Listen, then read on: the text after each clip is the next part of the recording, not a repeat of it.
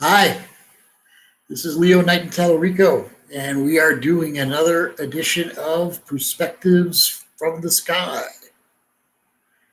I just noticed we put out maybe 10 or 12 of these. We started back in December, so we're kind of rolling along. And you know basically what the theme of this show is. It's we're moving into a new age of Aquarius, and therefore, the astrology is important, which today I'm going to spend a little extra time on, kind of teaching about transformational astrology a little bit today.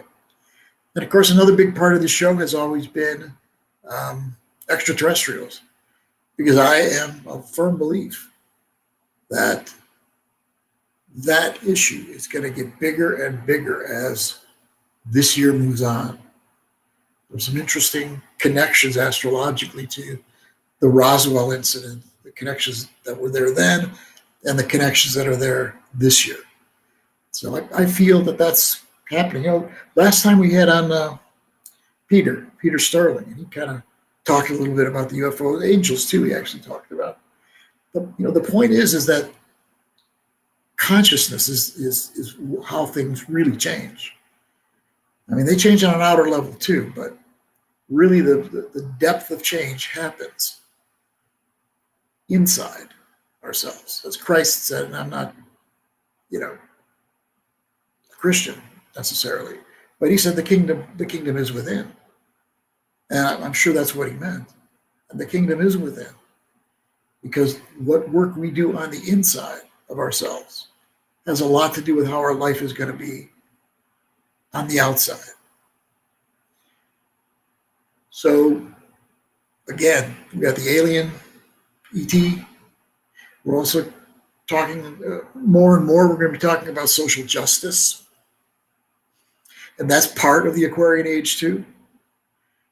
We've talked about the Aquarian age many times, and it's diversity within unity. Diversity within unity. Really important to know it's diversity within unity. We've said before, I don't think that it's the way that it's going to be moving this time. Diversity with unity. I don't think that it's been done before on a mass scale, because usually when there's diversity, it means that people are different than one another, and then there's this tendency to judge the people that are different than you as they're the enemy, and I can't understand them, so I don't like them. I don't trust them. I may have to hurt them.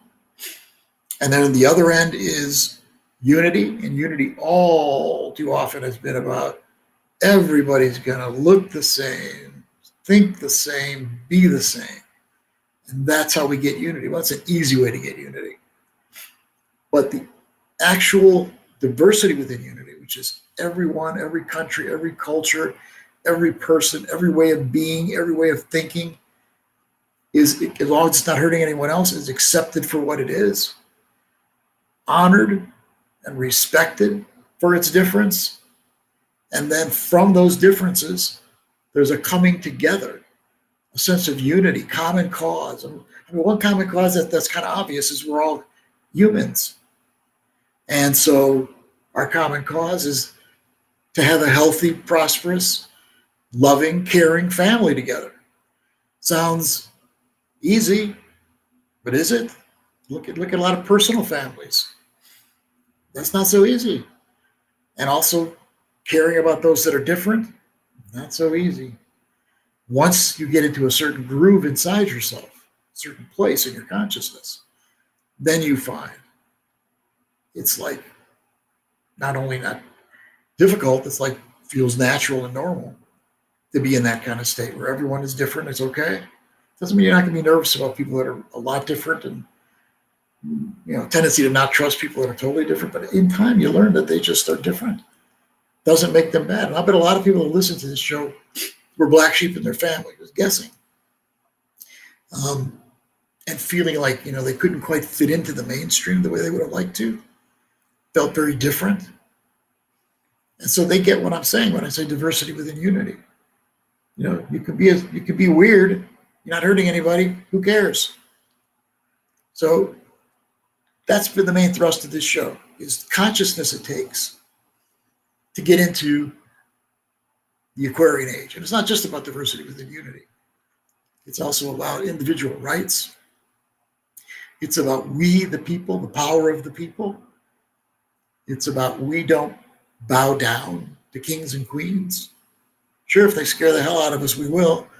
But that's not the future. The future is that the people, this is our world, and we don't need authority figures to tell us how we should be or how life should be.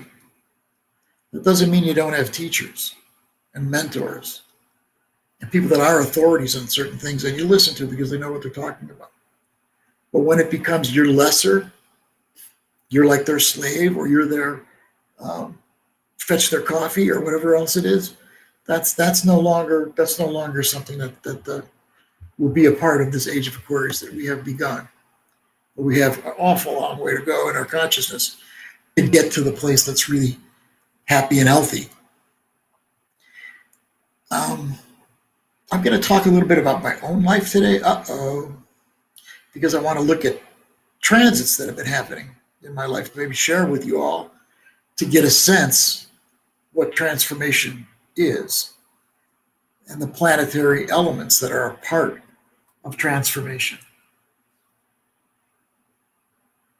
So let's just talk really quickly first about what's going on astrologically. So we just made it through on Thursday, a solar eclipse new moon in Gemini. And as we went into that new moon solar eclipse, we stayed aware that Mercury was retrograde, which means don't take the way you're seeing things for granted or the way you're thinking it for granted. Sometimes things get upset when Mercury's retrograde, and we have to rethink, which is good. Remember, it's a retrograde, that's re. So a lot of the re's are in when Mercury's retrograde. Rewind, redo. So rewind is the one that happens a lot. People from our past will come back, either in the flesh or in our dreams, in our waking hours. And they're coming back because there are issues that we're confronting now that we really have a chance of moving through on a very deep level. And that moving through allows us to make the change and make the transformation that we need to make our life better, to make us more authentic in our own lives, to be leading a life that's meaningful, and to be aligned with the age of Aquarius. So those things I mentioned about age of Aquarius, true, but also, speaking of true, love and truth are our authority figures. That's who we answer to. Love and truth. And if we have leaders that don't respect, don't recognize, don't honor love and truth, then we're not going to have them as leaders. You know, that's really important. Don't you feel that's really important? I mean, look now, it's like a lot of things that are put out there are not the truth. Conspiracy theories.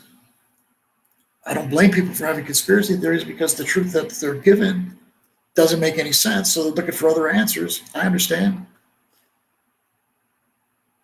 So truth is especially important, even if it hurts sometimes. It's important to know the truth because when you know the truth, then you have a better chance of doing something with your life.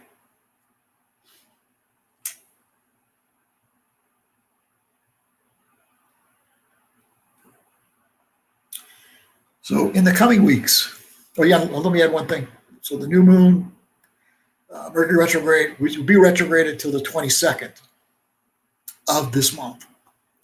And then on the 14th, Saturn will be squaring Uranus for the second time this year. It's going to do it another time later, like in December.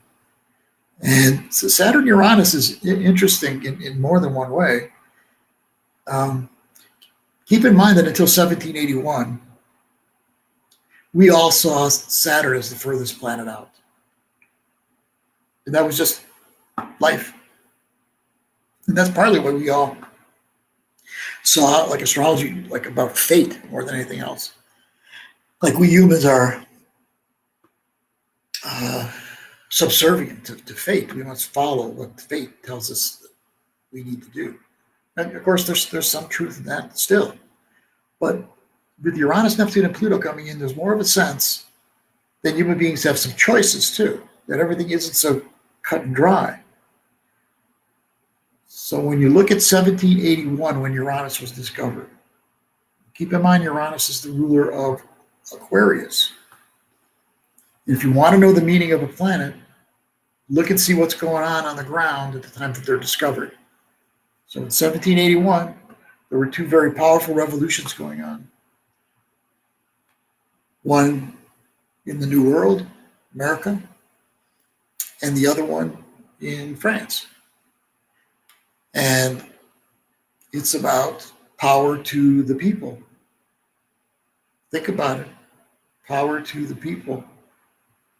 Living beyond kings and queens. It's exactly what America was going through. King George was not who the Americans wanted as their leader. And then a government was made. And yes, you'd have a president, but the president wouldn't be the be-all power, which is why there was one of the reasons there was such resistance to Donald Trump, because it seemed like he was taking us back to the king days, kings and queens, when some man rules over everybody and tells them what they're supposed to do, and with all the rules, but oftentimes not much sense of fairness, justice, etc. People say, well, what if we get a beneficent king or queen? Well, yeah, for a while it'll be okay, but as long as you've got kings and queens, the people are not going to be in charge of their own destiny. So I know if you're thinking this through, you're saying, okay, well, how's that going to happen? I mean, if we don't have kings and queens, we got the people ruling. Could the people actually rule the way we are nowadays in our consciousness and our sense of right and wrong? Well, you might be right. Probably not. And that's why when it does become the people, it'll be because we are ready. And what do we need to be ready? We need to grow up. Take responsibility for the world. If we're going to be the leaders of this world and there's climate change that's going on, we have to do something about it. If there's injustice around minorities, we have to do something about it. So in order for us to do this role and take that kind of responsibility, we have to grow a lot internally. It can't just be, oh, I'm all excited because I'm the king of the world. Oh, look at me, I'm wonderful. It's got to be more about the responsibility that comes in from taking charge of your world and your life. But that's the direction that we're moving in. So when you look out at the world, realize that the time is coming, not tomorrow, but the time is coming where diversity and unity will actually work, because the power to the people will be what happens. So the French Revolution was going on too. Similar, moving beyond the kings and queens and the people. And, it was messy. United States one was messy. It wasn't perfect. People go, well, look, it's terrible. Lots of people were killed. Yeah, you're right. But, that was part of the process back then. Hopefully, as we move further forward, we're not going to need to have war in order to make our growth and our transformation into this new world. So in your own personal lives, when the planets Uranus, Neptune, or Pluto make an aspect to a planet in your natal chart, that's when you have some transformation coming into your life. Again, Uranus was the first one. 2 revolutions were going on. Neptune, 1846, was discovered. And along these same lines that we're talking about now, when Neptune was discovered, Karl Marx was talking about the injustice of human beings almost treated as slaves in the growing industry that was going on in America and the world, and how mistreated people were. Children were working ungodly hours just to make enough money to help out the family. So corporations at that time, we're not really helping people to have and maintain their dignity as well as make a sound living. 1930, Pluto gets discovered. So I looked around at that one. One of the things I saw was that there were a lot of like really powerful figures, because Pluto has a lot to do with power. And so like Al Capone, Hitler, all sorts of nefarious people that we wouldn't say that makes Pluto a good thing. But the other thing that was going on was that the power to the people was coming. Gandhi is a perfect example. In 1930, Gandhi led the Indian people to stand up peacefully, civil disobedience, to the British government. And it wasn't long after that the British left, and people had more and more choice. There was democracy in India. So you see, all three discoveries had very strong elements of away from the authority figures and those that are ruling human beings, and more strongly into individuals of the human family having voice in their world, in our world. So when you're looking out at stuff going on in the world, remember that that's what's happening.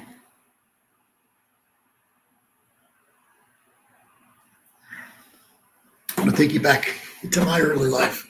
Oh, let me just say real quickly, on Mercury changing directions, we talked about how, like, when it changed directions in 2000, the vote was difficult to go from the anchors on TV would say, Gore won, no, Bush won, Gore won, Bush won, go back and forth until it ended up in the Supreme Court.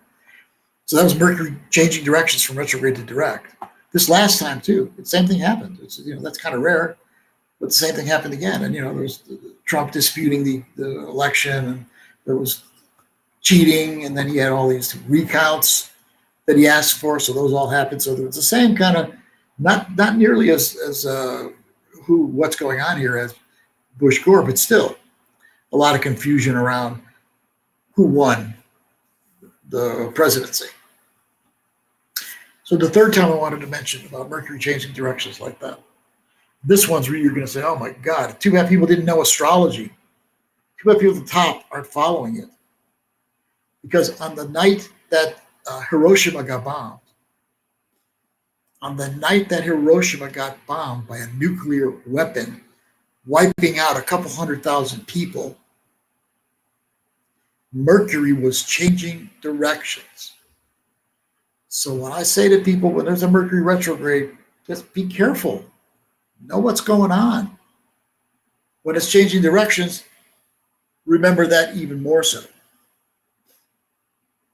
That you may not be thinking the way you were, the correct way for you to be thinking. Isn't that something though? Hiroshima was bombed the night that Mercury was changing directions. So that was a little plug for astrology. And of course, that's one of the things we have to deal with too, is the horrible weapons in the world. And that comes from the consciousness. The consciousness is from the old paradigm. Every man for himself. Dog eat dog world. You got to fight to get where you're going to go, even if you have to step over people to get there. That's the old paradigm. And therefore, bombing, if you can win, it doesn't matter how you win, and the people that you're bombing are lesser than you anyway, which is another bad part of the old paradigm. There's a judging of who is better than whom. Who says that? Who gets to judge that? You know, it works out. The one who's the victor in whatever war you're in, they're the ones that end up deciding who the good guys and who the bad guys are. Again, it's just, I mean, the United Nations was formed so we didn't do all that, but the United Nations doesn't have enough teeth, because the people that run the United Nations are the countries that have the most nuclear weapons and the most wealth. France, Britain, Russia, China, United States. They're the ones that run the United States, and they have veto power, and they're the wealthiest and most powerful in the world. Again, just not fair. We got to do something about that. So I'm going to take you back in my life. I grew up in Chicago, Illinois, and I grew up in a tough area just outside Chicago, Oak Park, Illinois. That wasn't quite that tough, but Cicero, Illinois was kind of tough because that's where Al Capone had his offices, in Cicero, Illinois. It was just outside of Chicago. But we weren't poor. We were lower middle class, I'd say, didn't have much money. But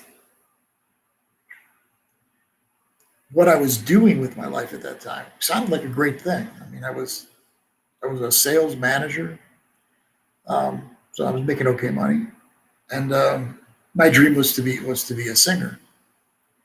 So I got some gigs singing, took extra singing lessons. Actually, I started singing lessons when I was a kid, and I really felt really strongly that that's what I would do. At least that's what I wanted to do. Then all of a sudden, in 1978, the sales I had been doing in the world and sales managing was in the insurance world. So I had a good buddy in that insurance world with me, and he took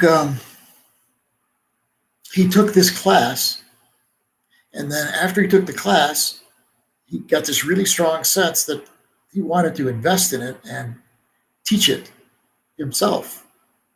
And the class back then was called Silva Mind Control. Nowadays, it's called the Silva Method, for obvious reasons, right? The word mind control is kind of a buzzword. But it wasn't about controlling anyone else's mind. It was about controlling your own. It was about people not allowing their mind to take them to all these places that were self-destructive, destructive of others, stressful. So it was a meditation class. It was a meditation class with a little more strength than just regular meditation, because there was a lot of positive visualization that was a part of this. It still goes on. It's in countries all over the world, actually, still.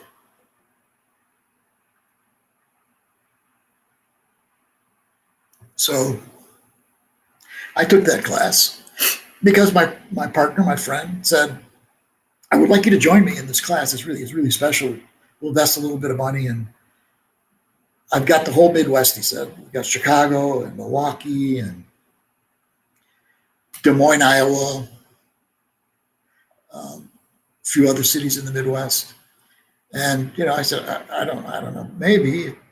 Tell me about the class he did. And I go, oh, right. Meditation, come on. And then he was talking about learning how to be more intuitive and psychic from this class. And again, I was one of those guys. I was rolling my eyes a little bit back then. But I did decide to take the class. And when I took the class, I started learning all these techniques that were they're self-hypnosis, where you can put up the visualizations in your mind. And then through those visualizations, actually end the bad habits that you had. I quit smoking using that Silva method. On the last day of the course, though, there were like maybe 30 people in the class. And the instructor said, I want you all to pair up with someone else. And then find a spot in the room to be the two of you. And then I want one of you to give the initials of someone you know and the city or town that they're in. And the other person, what I want you to be able to do after you've got all this training, is to scan the body of the person with the initials and the town that you were just given. And then see what kind of illnesses were going on in their body, if any. And maybe you'll even get a chance to see what they maybe look like a little bit. Wow, did that scare the hell out of me? Because I thought I would just be a total failure. Everyone else would be doing it right. Well, we sat across from this person, and I remember what I was seeing was I was seeing this man who looked like a priest who had real long hair. Huh. I'm not that old yet, quite. Who was in his 80s. And then I was able to see some illnesses going on inside of his appendix had just been, I thought that was gone just recently. And a couple other illnesses I saw in his body. But when I was talking, I thought I was just BSing. I really did. Because the words coming out of my mouth were like, were the thoughts, but I didn't know where they came from, and it didn't sound like this magical thing I was tuning in on. But yet the person across from me said, well, yeah, that's all right. Oh my God, you got to be kidding. Then I did it for them, and they did the same thing, and they were correct. And then I did 9 other people that day, and I was correct every time. I don't even think there was even a small mistake. So the way we had been trained through our meditation and our working with consciousness was such that we could actually do that.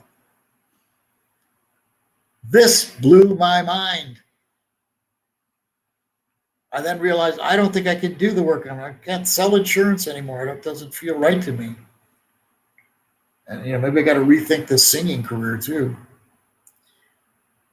So what helped me to do that was that my friend and I were going to run this course in the Midwest.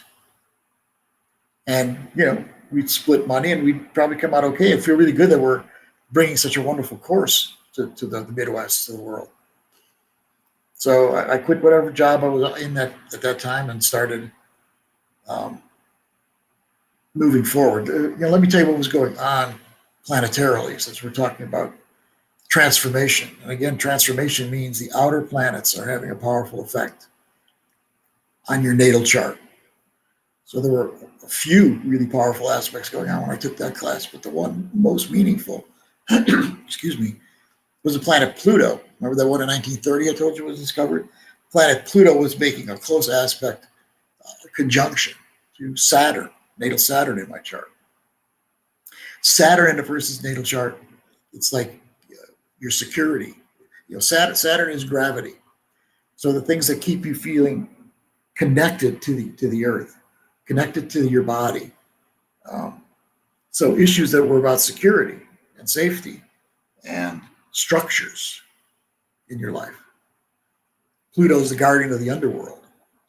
So what it does is like roto-root deep inside, pull up whatever's not right to be there anymore.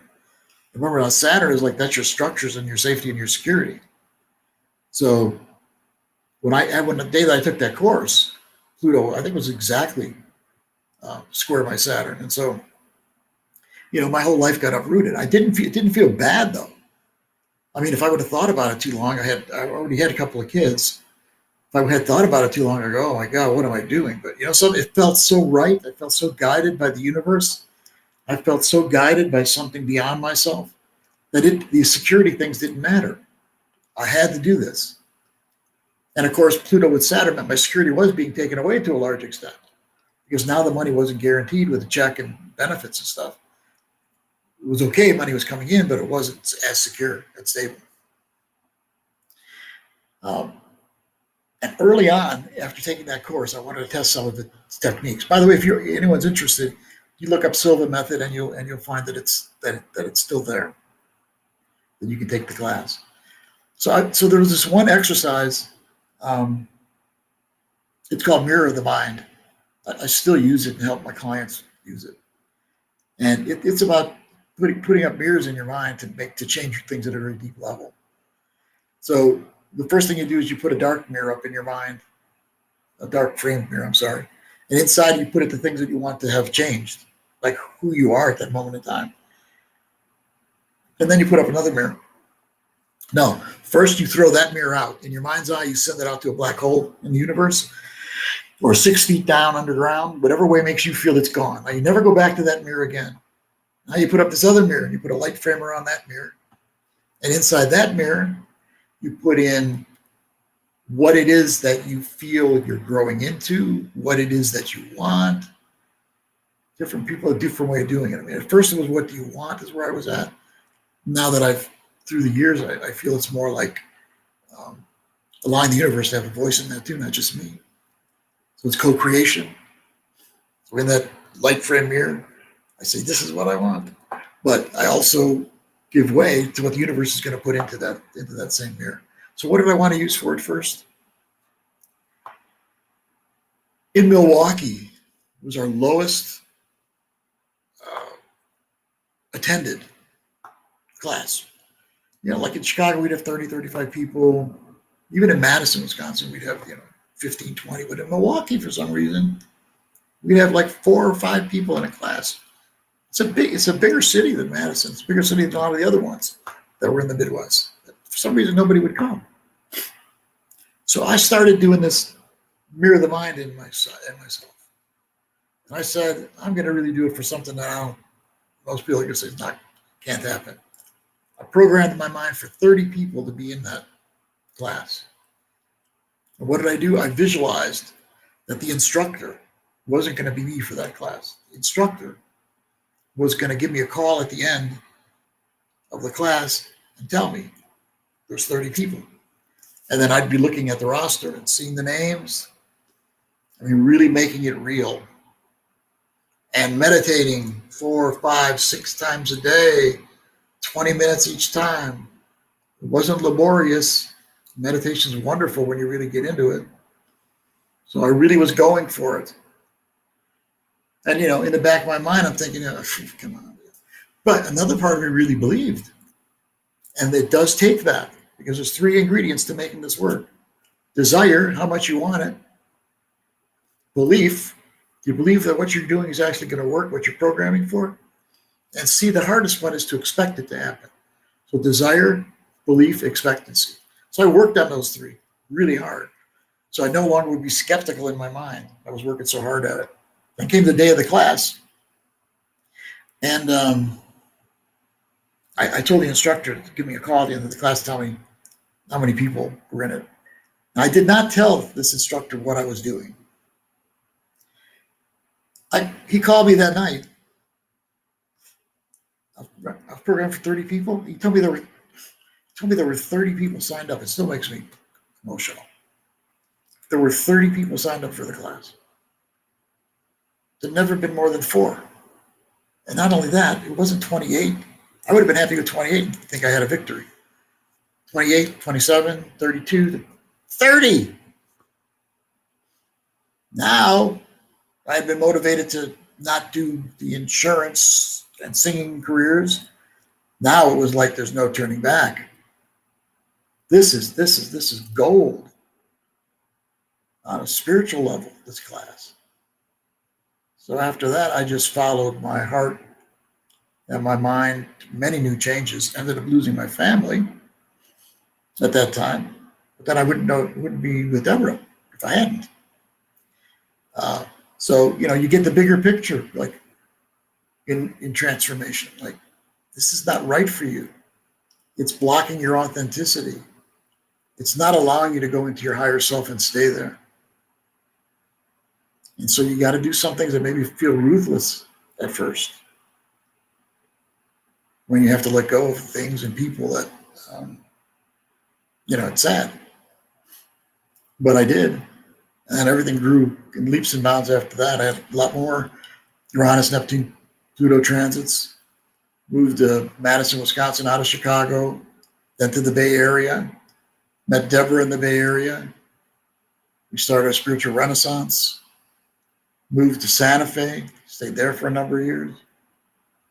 Moved to Portland, Maine, stayed there for a number of years, and now in Sedona. And there were challenges all along the way about staying on this track. But I had enough faith to keep me going. Glad I did. I'm glad I'm not selling insurance right now. I'm probably retired, which I'm not going to do with this kind of work. So this is transformational astrology, and that's the kind of astrology that I work with people on. psychologically based transformational astrology, helping people to get out of the old patterns that aren't right for them, and to have the faith that spirit is going to bring them to what's right for them. Some people get taken off track with this kind of thing because they think that I have to get exactly what I want. I was programmed for 30 people in the class with a principle behind it. Some people might program for a Rolls Royce, and hey, that's okay. I'm not saying it's wrong, but if that's the main thing that you're interested in, you're not getting the deeper meaning of what transformation is into the age of Aquarius, because that's where we are, and that's what we're going to get more fully into, is that age of Aquarius. Let me stop myself real quickly and tell you that we have Deborah will be here very shortly, and we'll be having a discussion about a lot of different things that are going on. And we'll have her on in just a few minutes. So everyone kind of gets what I'm talking about transformation, I assume. So, so your job, you may not stay in, just like me. Your marriage, you may not stay in. Your friendships, I mean, you may have an awakening. Maybe you thought you were straight, and now you realize that you're gay. These are things that are wonderful because you get in touch with who you really are, and then honor who you really are with dignity, who you really are, whatever that may be. So you can't just say transformation is me getting what I want. It's more getting what is right for you. And always that means that whatever it is that you end up getting through this process, you end up very satisfied with your life because you're true to yourself. And when you're true to yourself, everything in life feels good. I'm sure the person that might have found out that they were gay, that might have been painful because they had to make a big adjustment to something in life that's not approved by, that's changing a lot. But still, there's people that have attitudes on that kind of thing. So yeah, you got to go through some stuff. But when you're authentic with yourself and you are living the life that is right for you, you do feel good about life if you can take the judgments out. And that's a big part of transformation too, is taking the judgments out. That doesn't mean that, if you start like robbing people, then you go, well, that's my authentic self. That's cool. I'm being myself. I robbed my neighbor. I don't mean that. I don't mean that. That's not leading an authentic life. That's back to that same life, which is I'm going to do what I want to do when I want to do it. I don't care who I'm hurting or affecting. And sometimes people think that that's what freedom is. You can see that in America too. Like freedom is I do what I want to do when I want to do it, and no one can stop me. No. That's being a teenager, juvenile. That's not freedom. And that's why freedom is not going to work, or power to the people, until we, the people, grow up and not just think that it has to be about us getting what we want. If you want to get what's right for your higher self, not just your ego self, this works. And when you're satisfying your higher self, trust me, you feel good about life. You feel good about yourself. Okay, that's enough preaching for the day. Let me just say that Saturn square Uranus will be coming up on the 14th. What's today, the 12th? So just a couple of days. And again, Saturn is stability, groundedness, gravity, keeping things the same, finding stability in those things. And Uranus is that about breaking down the walls and liberating yourself from that which keeps you chained. And sometimes that can be scary to let Uranus get in there because you feel like you're going to be judged, or, freedom can be scary too. But Uranus is about liberating us from that which keeps us controlled and not able to be ourselves. But Saturn's good too. Once you get beyond Saturn saying, this is how you have to be. You have to follow these rules no matter what. Don't question them. This is life. The rules count. They do. You don't want to go to jail or a mental institution for that reason alone. You want to do what society tells you is the right thing to do. But you don't want to do it to a point where you're lying to yourself, you're denying yourself, you're not being true to yourself anymore. If it's to that extent, you don't want to you shouldn't have to follow the rules. You should follow what you know is right for you according to who you are and what you believe in.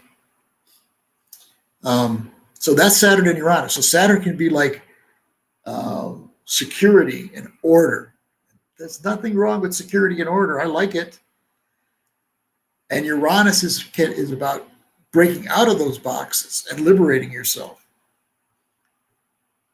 But it also can be chaos.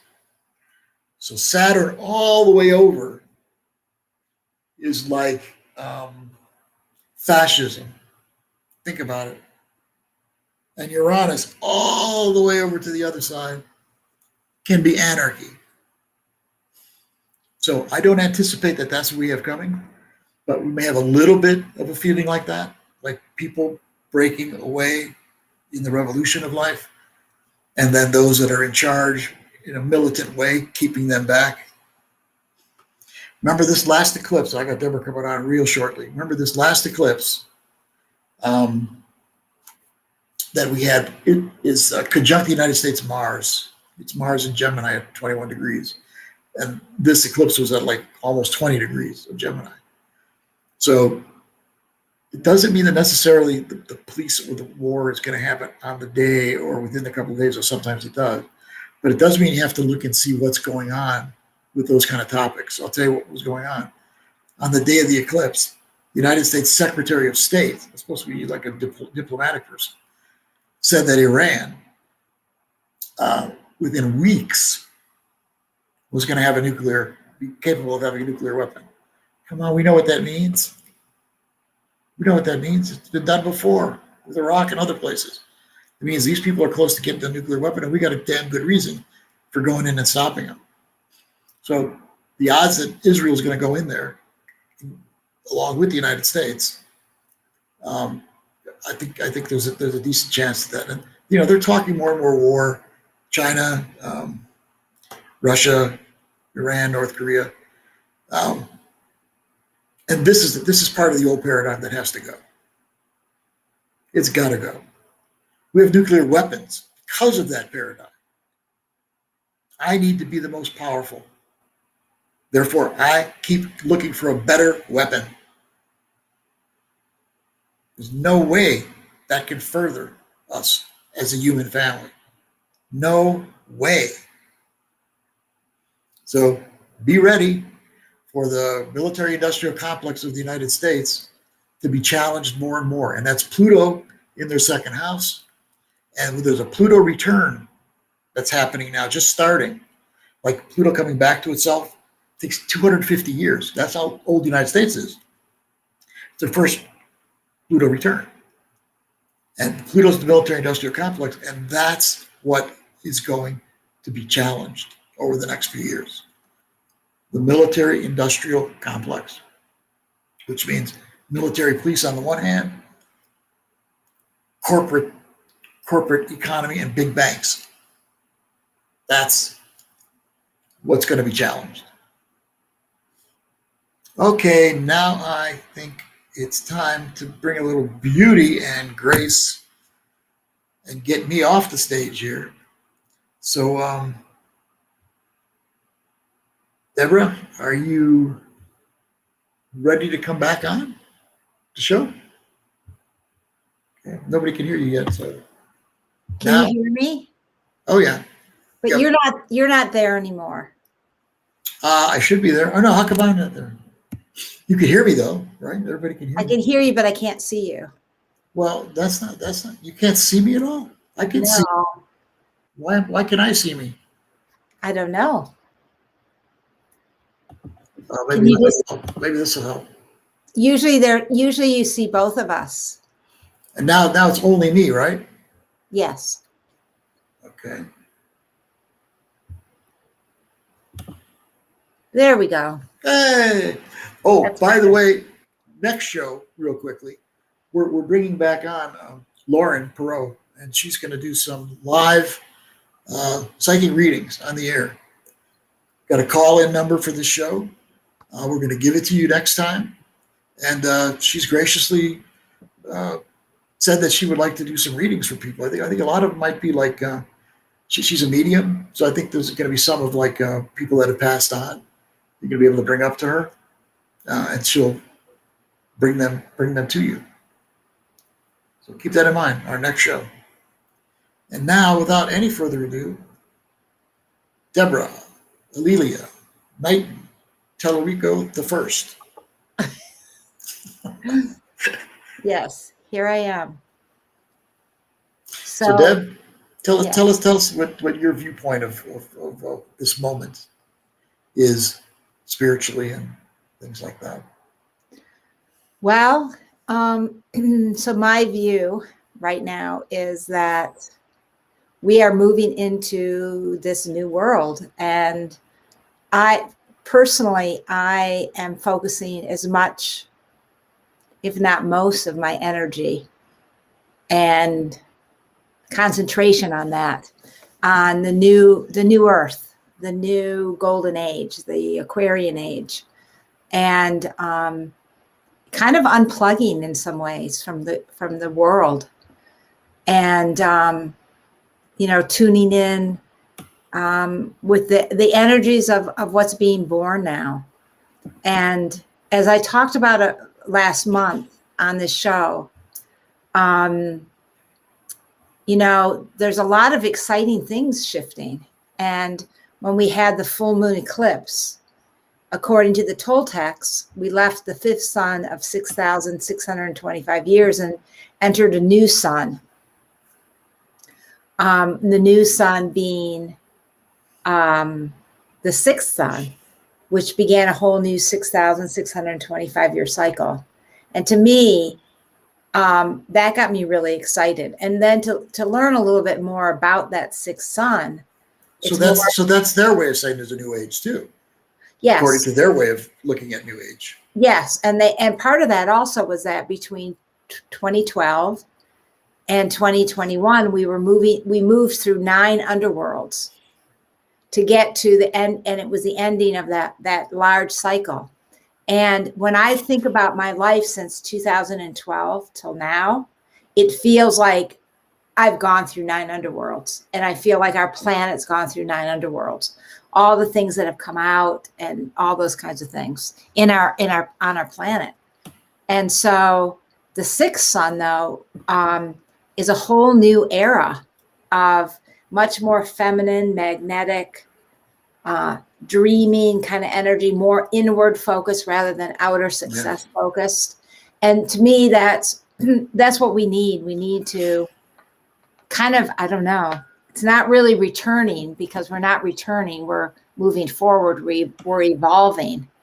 But maybe it's more of an integration. We're going to integrate, the outer focus and, the world with the inner world. But there's going to be much more focus on the inner. And as you said earlier, it's everything. All change happens from inside of us. And I always say, we're healing and transforming our planet from the inside out, because really it happens from the inside, and we're all connected.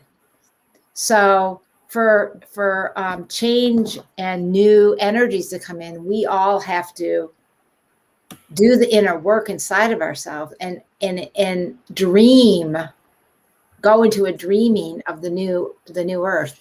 And, the Aboriginals had what's called their dream time, because they believe that every single thing in creation, every single thing in form comes first as a thought, as something like in a dream, just like what you were talking about with Silva.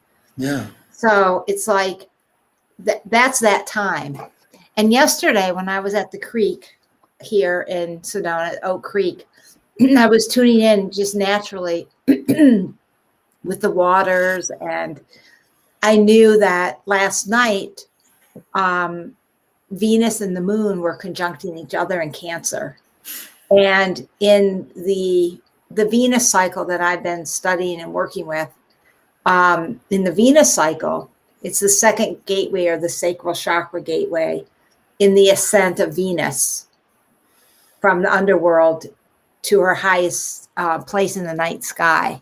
So, and it's connected with the journey of Inanna. And so I just started tuning in, and I just started feeling my own womb, the second chakra, sacral chakra. For a man, it's the hara, the belly. And I just started feeling like this is a place of dreaming and creation, that creation comes through our dreaming. And then I just started connecting with the womb of Mother Earth, and just the womb in general, because that's where life comes forth from. Yeah. We're all conceived in the womb. We grow in the womb. We're born from the womb. And then there's also the womb of our galaxy, which is called the Hunab Ku, or the galactic center of our universe, of our galaxy. And the galactic center is like a cosmic womb. It's a dark hole. It's a black hole. But from that place is where everything is born and birthed. All the stars are born from that cosmic womb, that center of the galaxy. So I just started really tuning into that, and how, like the Aboriginals believed, we really do dream. We dream our creations into being. And it was really interesting to me to start feeling that creation energy. And I feel like this new world, this new earth, this new age that we're moving into is, us co-creating together, dreaming together, this new reality, this new paradigm, as we're releasing the old. So for me, I don't know about everybody else who's listening, but I have less and less desire to connect with the world as we have known it, and more wanting to unplug, like I said a minute ago, and just really focus on, okay, dreaming this new earth. What are we going to create together now? Because we know the old ways don't work anymore. We know war doesn't work. We know that, all the polarities and dualities and greed and poverty and all these things, they don't work anymore. And that we live in an abundant universe, on an abundant earth. And why isn't it working better? And how can we come together and align with the universe, with spirit, with source, and co-create a whole new civilization of light and love and truth, and based on, higher universal laws and, those things that keep things flowing and in harmony. So to me, this is really important. And this gateway with Venus and the moon in Cancer, it's that time to, I think of Cancer as a dreamy sign too. And also just this, the womb is what are we giving birth to? And for all of us to really be able to tune in to our bellies, and what is it that what are our dreams? What do we, for our own lives and for our planet? And to really, honor and hold and nurture and tend those seeds inside of us, in our dreaming and in our intentions. And like you said with the Silva, I mean, even, like really like believing it and feeling it and expecting it. And so anyway, this gateway for the next month, in the Venus cycle, is, about the sacral chakra, which is our worth, our sense of self-esteem, and also creation. What are we creating? And it's also a lot to do with abundance and worth and value and all those things that the sacral chakra have to do with. And I always think of the sacral as like our emotional center too. So, yeah. It's also the chords we have with other people too at times. And sometimes not the good chords either. Yes. Sometimes it's codependent. Yeah. Yes. So, yeah. So that's what I have to say about right now is that that's good. Exciting time. It's an exciting time to start seeing and feeling yourself as a creator and co-creator. And I believe that this is where we're at as a planet, as a humanity, to reclaim our powers of creation and co-creation in a very positive way that's aligned with source. It has to be aligned with source. Yes. And the highest good for exactly. every being and every life form, because that's the new earth. That's the new energies we're moving into. As whatever we do, whatever choices we make, whatever we create has to be for the highest good of all life forms. Exactly. Because that's the only way we're going to survive as a people, as a species, and evolve into the next dimension, the next into the new paradigm, the new age. And the old paradigm that gives open doors to being as selfish, greedy, and power hungry as you want to be. That paradigm's not working anymore. It's not going to be running things. Yes. And I did some really deep thinking about this last week in my spiritual group I was in. And I was tracing back, I was going back, where did greed start? Where did all this start? And I just went really deep as I could with it. And what I came to was that it has to do with us disconnecting from source, from our own divinity, and feeling like we're not enough. There's a void and emptiness inside of us. And so really it's this deeper, to me, a lot of what will help is for more and more people to actually remember their divinity, remember their connection to source, to remember. That's why meditation is so important. Yes, and to remember that I'm enough, just as I am. Yes. I don't need to acquire all this wealth and power because, I'm connected to source. I'm connected to everything, all that is. Why do I need to amass? So I think with everything that's off balance, we need to get back down to the core, the source of that dysfunction or whatever it is. Like even war, what is that about? I mean, we need to come back to remember that we're connected. We're interconnected. Why are we warring with each other? We're all here. We're all humans. We're all divine beings. Right on. Why do we need to have these wars? So it's like, getting back to that divine alignment. Yes, so thank you, Deb. I got to take you off only because I'm running out of time. Thanks. Okay. So I'll just say my website is Gaia Sophia Temple of the Heart.com. And you can reach me at Lelia at Gaia Sophia Temple of the Heart.com. And then Leo and I also have a free, wonderful e-newsletter. And you can sign up on my website or our spiritualrenaissance.com. And that comes out at least at the new and full moons and more. So that's another thing where people can hear our philosophies and find out what we're doing and things like that.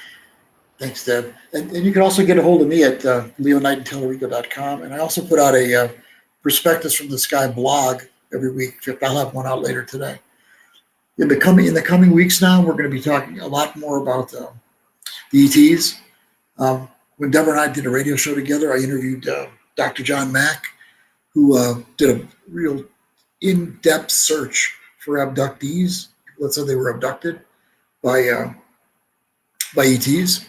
And that's kind of come back because his website, people run his website, said that they want to put up the interviews that I did of him up on the website. So I really am happy about that. But Dr. John Mack, we'll talk more about him because he's written a couple of books that are really psychiatrists and a very bright man who was at Harvard.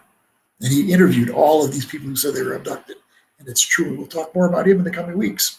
So everybody, that's the end today. We'll talk to you 2 Saturdays from now at our same time. Thanks, Deb. And remember, next time we're going to have Lauren Perot on. She's going to do some readings. She's a medium, and she'll probably be helping you to tune in with some people that have passed in your life. Take care, everybody. Bye.